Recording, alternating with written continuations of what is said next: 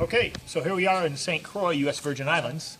My name is Bill, and we're going to show you how to put a knockdown finish around your pool deck.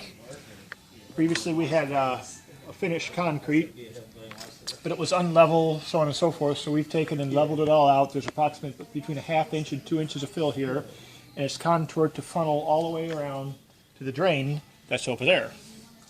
Now, we're going to put a knockdown on the deck here, around the pool, and we're going to put a knockdown on this little ledge. Now this concrete right here is probably somewhere in the neighborhood of 30 years old, exposed to the weather in the Caribbean. So that's about as rough as you're going to get for that time frame. Now the products we're going to use are purchased directly from Home Depot. And we're going to use a polymer sanded grout to do the knockdown, mixed with no water, pure Caraply. This is not a one-man job or one-person job. We're going to have somebody mixing that up. They're going to be mixing it rather thin. We got to keep it agitated because it's going to try to set up very quickly with that additive. But when it hits that ground, it's going to lock in nice and solid. Before we put that down, we're going to take the Caraply and mix it with some unsanded grout and make a slurry out of it and paint that on to kind of seal the concrete and prep it for taking a knockdown. Now I have to stress, you don't have to do that step. You can shoot that directly on there, it'll be just fine. This just kind of adds a little base color to it and does help lock it in. Okay, so we got a nice clean bucket. We're taking this and pour some of that in there, like so. Take a look in the bucket. And that's very good for bonding directly to the concrete. Now again, we're going to use unsanded grout. We want to get a little color to this, and that's really all we're using this for with polymer.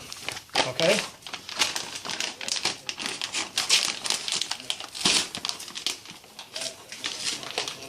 Okay, and we can't get it open, so let me grab a knife here.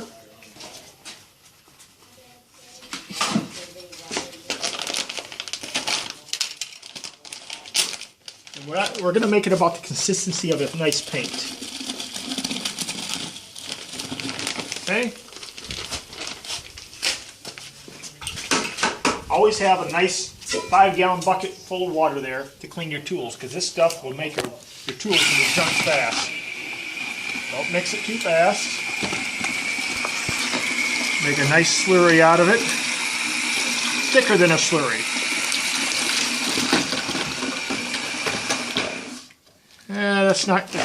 That's not quite the consistency of paint yet, is it? So add a little more in there. Notice, if you try to use sanded grout, it's going to get kind of clumpy on you.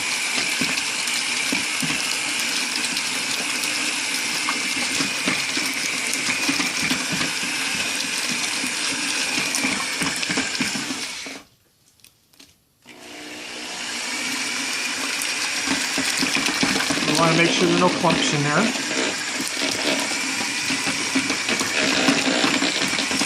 And we're just going to mix this for a couple more minutes. Okay, so you see the consistency here. It's about like maybe a thin paint. Okay? Again, we always have a nice bucket ready to clean our tools off.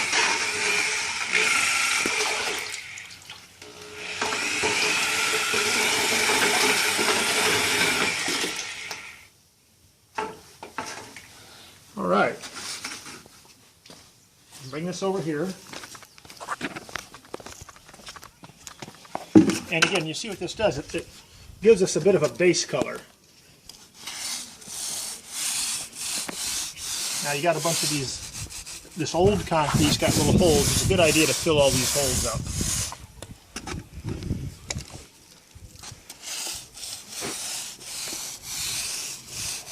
And this is the first step. So you go through all your concrete. Again, fill in all the little holes.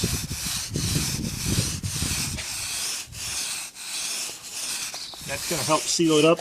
that's really going to take this knockdown nice.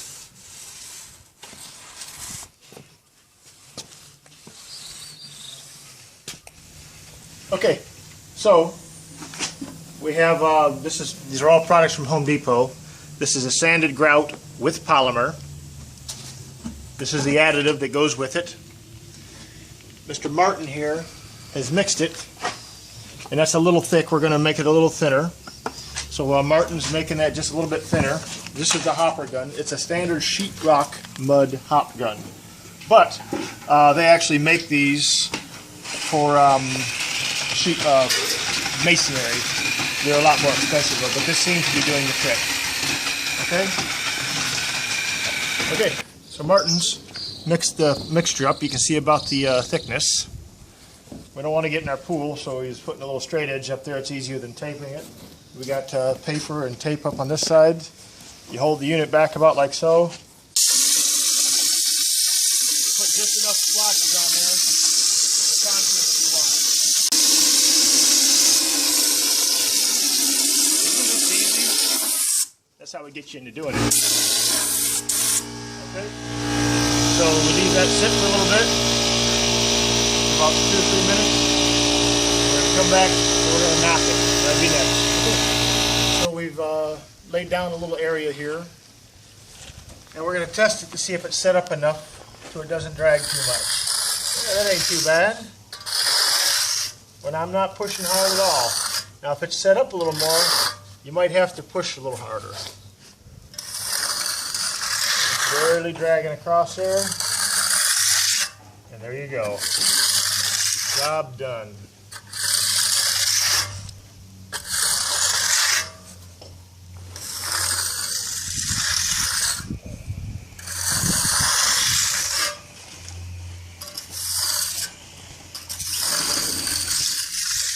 Make sure you use a pool trowel with rounded edges. Do not use a square trowel because you'll absolutely will leave lines in it.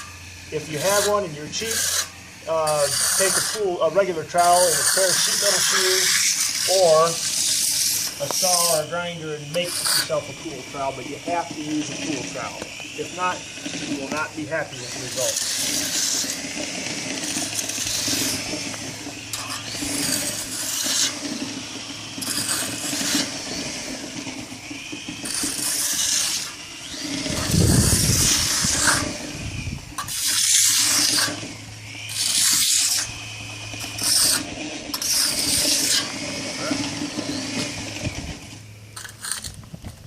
And you just keep doing that. All right. Okay, it's important to note that with the polymers and the additives that you're putting in here, it will start to gel up in the hopper gun. Please come in here and take a look at this. See, it's getting a little stiff there. So you want to keep a battery drill with a small mixer right there with a little thing of polymer. Just put a little bit, that's all it takes. Stick this in here.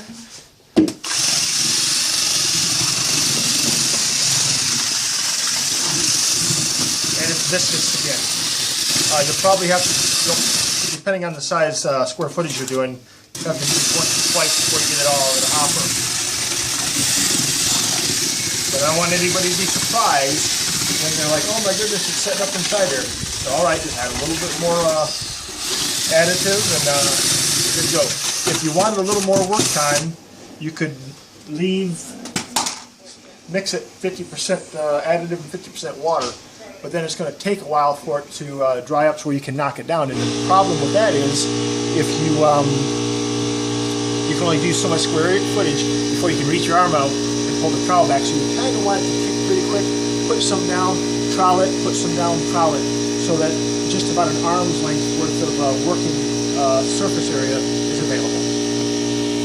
Okay, go. Okay, so we're doing the same thing, putting our textured knockdown. We've built a set of concrete spiral staircases here, and this is the finish. We was going to put tile on it, but tile is going to be kind of a pain to cut, and it'll be slippery coming down. So we want that non-skid effect that you're getting with the knockdown. So we've made up a nice little form here to contain it. Mr. Marty here is going to give you a little pour of the juice, and you got to remember this stuff's setting sets up pretty quick. Now we want to be able to plow this right away, so we didn't put the base coat down. This is pure concrete, so as soon as we shoot this and get this off, it's going to be time to take and knock it down. So here we go. We're going to put it on.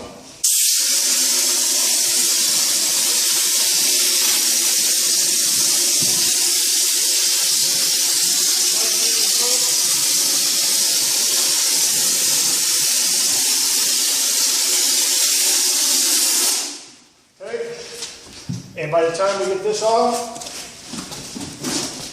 it's set right here. Marty's, we're going to take real gentle. It's already almost drying because we don't have a base coat down, and that raw concrete is sucking the moisture right out at one time. So we got no time.